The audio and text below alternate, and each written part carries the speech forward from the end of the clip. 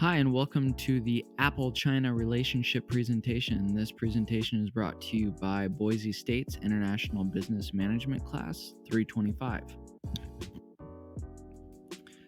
The presentation today will be brought to you by myself, Richard, Jen, McKenna, Sam, and Marissa. The primary question being addressed in today's presentation is, should Apple stay in China, or should Apple pull out of China? Each one of us will be going over an issue Apple faces in China, trying to highlight some potential pros and cons along the way. At the end of the presentation, we will be offering our solutions as to how Apple should proceed with its China relationship. I'll now hand it over to our first presenter, Jen. Thank you for the handoff, Richard. Trade wars. How does the American tariffs on Apple products shipped from China affect the marketing of Apple products? Pros and cons. Pros of some tariffs. 1. Apple's products could face levies by year's end. The company could still avoid tariffs by changing which codes it uses to import products or sourcing them from a different country. This states that if Apple changes some of its codes, it could avoid tariffs completely. This is an American company that outsourced. 2. Throughout the trade war, Apple has asked for and received exemptions from tariffs on its major products. Apple CEO Tim Cook met with Trump in August to discuss the impact of tariffs on Chinese imports. While the iPhone could be hit with tariffs on December 15th, it has successfully avoided levies so far in the trade war. This states that while certain products have a tariff, others have not. 3. Its presence inside China has grown as its product lineup expanded to include watches, smart speakers, and wireless headphones. This indicates that China has done well for Apple. Cons of some tariffs. 1. Apple's shares have gyrated on fears that it would face tariffs. Moreover, the trade war has taken a toll on China's economy, slowing growth there. The flagging Chinese economy dragged down Apple's sales in the country, forcing it to take a range of actions such as effectively cutting iPhone prices in China. This states that not all Apple products have been able to avoid tariffs, and it has caused issues with Apple products. 2. Few American firms are as tightly bound to China as Apple. Contract factories owned by Han He Precision Industry Company Ltd's Foxconn, Pegatron Corp, Western Corp, and other employ hundreds of thousands of workers to assemble Apple devices. This states that because Apple is so influential in this company, it is bonded and therefore will make it hard for Apple to leave China. 3. In recent years, Apple's contract manufacturers have expanded into other countries, but the factories outside China are smaller, and in the case of India and Brazil, Apple only uses them to meet domestic demand. This states that Apple did not do well in other countries, and therefore would be better off staying in China. It's over to you, Richard. Thanks, Jen. So I think it's important before we move forward that we understand a little bit about how the Chinese government works and how it's structured. China is a one-party authoritarian government and is ruled by a complicated pyramid style of governance. In terms of political structure, China is a one-party communist state. This means that all branches of the government are controlled by the chosen party, and that is currently the Communist Party at this time. Here's how it works. Every 5 years, 2,270 delegates come together from all the provinces, forming the National Party Congress. This group then elects 205 full-time Central Committee members and 171 alternative members. Then, 24 of those members are elected by the Central Committee to form the Politburo. Of the 24 members, 9 are then selected from the Standing Committee. The 9 are the highest and most powerful officials in Chinese government and are the core of the Politburo. It meets weekly, formulating policies and making all the important decisions. Members of the Standing Committee also hold all the top positions in the government, which gives them the most political power. Traditionally, the head of the Standing Committee, the General Secretary, also serves as the country's president. and the chairman of the Central Military Commission. Currently, that position is being held by Mr. Xi Jinping, or President Xi Jinping. This also means that the party exercises full control over the Chinese military. The 12-man Central Military Commission has the final say on all matters of national security. Even though there seems to be a pseudo-democratic style of governance, those who are in power are elected to their position because of the relationships they've developed through a lifelong commitment to other party members and to the loyalty to the Communist Party. We will see several of the issues Apple faces in China, from its trade war disputes, competition from other companies, or the increased sense of national pride, all stem from the leadership in China. The government is very authoritarian, and anything that happens in China ultimately is decided or approved by the CCP, or Chinese Communist Party. The CCP represents about 6.7% of the Chinese population, mainly because it is an invite-only organization, but it virtually controls every aspect of government, business, and media throughout the country. The Communist Party's dominance gives it the ability to have ultimate authority on what happens with anything inside China. So what does this ultimately mean for Apple? It means that at any moment, China could just cut Apple off and not allow them to sell Apple products within China, and even cut off Apple's access to manufacturing. If China does this, there is virtually nothing Apple could do to try and recoup the losses. Apple would have to appeal to the US government to try and impose some sort of sanction or retaliatory action, but this is highly unlikely. It also means that all of the intellectual property and technology that Apple has poured into China to develop its products would be lost and can be replicated without any real enforceable way for Apple to recoup those losses. This would be the worst case scenario for Apple, but it is a possibility. So, what are the pros and cons for Apple to stay in China given its relationship with the government? As long as China doesn't ban Apple or restrict access to the manufacturing, we believe the pros are continued access to low-wage labor, access to a large number of potential customers. The cons: intellectual property theft.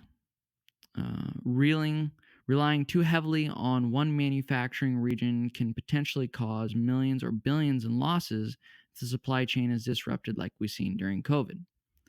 The region would be particularly China. And the opportunity cost losses. So focusing too heavily on China's market that is stagnating and or decreasing instead of focusing on new growth markets and developing regions. Thanks, Richard. Now, before we dive into how Apple, being an American company, has had a negative impact on Apple due to China favoring local products, we need to first identify what nationalism is, because in this case, nationalism takes part into this. Google defines nationalism as identification with one's own nation and support for its interests, especially to the exclusion or detriment of the interests of other nations, or advocacy of or support for the political independence of a particular nation or people. China's nationalism has taken a turn from being part domestic and part foreign to majority of it just being domestic. Now, there are a few reasons for this turn. First reason being the deprioritization of foreign perceptions has largely followed from the sidelining of moderates and dove-like diplomats within the system. Chinese diplomats are delegitimizing the voices of progressively minded moderates within the positions of hardliners. The domestic reorientation is thus a byproduct of, as opposed to a product of active engineering. The second reason being the debate of where COVID came from. The success behind this came from receiving support from politicians leading countries that perceive themselves to be connected by liberal Western order. The third is that all the governments have had some degree of dependence upon popular support and have the active strategy incentives to hold the legitimation narratives. This creates credibility to their rule. This then leads us to how does nationalism affect Apple and China? Apple started to see their iPhone dominance starting to dissipate in 2019. A growing number of China's consumers are increasingly favoring their domestic brands after the U.S. took action against China's leading brand, Huawei. Huawei is a leading global provider of information and communications technology, ICT infrastructure, and smart devices. Huawei is similar to Apple. This Chinese company creates smartphones, smartwatches, laptops, tablets, headphones, all similar to Apple's products. People switch to Huawei smartphones from their beloved iPhones to show support to their country and Chinese brands. What is concerning is that there are multiple comments made across all Chinese social media platforms that encourage Huawei. Comments such as "Support Huawei and hang in there." Sam Lee, a worker at a state-owned telecommunication company in Beijing, says, "It's kind of embarrassing to pull an iPhone out of your pocket nowadays, when all the company executives have a Huawei." I'm going to turn it over to Sam, and now he will talk about the market share. Thank you, Marissa. I will now be talking about the negative and positive points of Apple conducting business in China. One thing that we need to consider when deciding whether or not Apple should stay in China's market is the emergence of domestic competition within recent years, particularly in the smartphone industry. Listed on the slide are the smartphone brands with the biggest market share in China at the end of the first quarter in 2021. These companies include Vivo with a 24% market share, Oppo with 23%, Huawei with 15%, Xiaomi with 15%, Apple with 13%, Honor with 5%, Realme with 2%, and the remaining 3% of the market share belonging to a few smaller brands operating within Greater China. As mentioned earlier, local smartphone brands in China have grown and become much more competitive, which in turn has evened the score for them to compete against foreign brands like Apple and obtain a higher share not only in China's smartphone market, but also the global market. One factor that has put Apple at a disadvantage in China is the financial support that the Chinese government has provided to elevate local smartphone brands and network providers, which has given them an advantage over foreign competitors in their home market. It was reported in late 2019 that Huawei had received as much as $75 billion of financial support in the form of grants and tax breaks within the last 10 years. As a result, this financial support has given Chinese brands a handicap in order to invest in resources that would allow them to improve the quality and performance of their own products. For example, in 2016, Huawei was able to form a partnership with German camera company Leica, which has resulted in advancements of new and improved cameras for their smartphones. Additionally, local brands such as Huawei and Xiaomi respectively became the first two Chinese companies capable of producing their own smartphone processors thanks to funding from the Chinese government. Furthermore, all three of China's state-owned mobile networks, China Mobile, China Telecom, and China Unicom, had launched 5G network coverage all over the country at the end of 2019. This would be followed by local brands having an advantage over Apple for most of 2020, as they were quick to produce and sell a wide variety of high-quality and affordable smartphones, all with 5G network capability which appealed to local customers. Unfortunately, Apple would be negatively affected by the pandemic, as they would be forced to temporarily shut down sales and production in early 2020 and would not release a 5G capable smartphone until October with the launch of the iPhone 12. Despite being fifth in China's smartphone market, China still remains Apple's second most profitable country behind the United States, racking in $21 billion of revenue within the last year. Thanks to the release of the iPhone 12 in October, Apple's market share had increased from 8% to 17% by the end of the fourth quarter of 2020, with over 13 million units sold in China. Aside from business, Apple over time has established a tight relationship with China and has not only impacted their economy, but has also shown support for the country overall, such as donating 50 million yuan in support of China's fight against the coronavirus, as well as 20 million yuan to support the China Foundation for Poverty Alleviation. So to recap, although domestic competition has increased over time, China still remains one of Apple's most profitable markets. I will now turn it over to McKenna, who will end our presentation with our conclusion. Thank you, Sam. So let's recap on what everyone has gone over. Several issues that Apple faces while being in China is its trade war disputes, competition from other companies, and the increased sense of national pride. All of these issues stem mainly from the Chinese government. China's consumerism went from being domestic and foreign to only domestic due to deprioritization of foreign companies. The Chinese government has strong controls over everything in China and is increasing its push for the citizens to buy local brands and not Apple because of the government's drive towards nationalism. China's nationalism impacts Apple because people in China are now favoring their domestic brands to show support to the ideals of the nation, instead of favoring companies like Apple that represent foreign ideals. This support towards local brands have made some tough competition for Apple.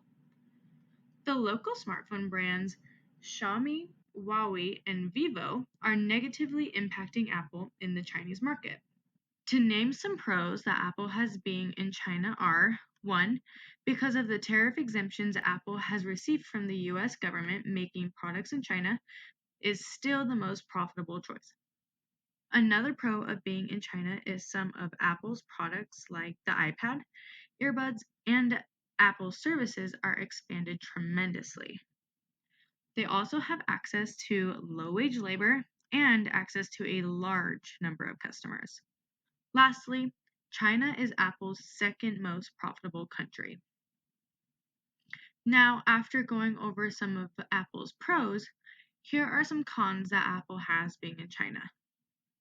1. Apple could see increased tariffs on its products in the future. Another con for Apple is if it's too focused on manufacturing in China, it can cause negative impacts if there is a disrupt in the supply chain like we've seen from COVID-19.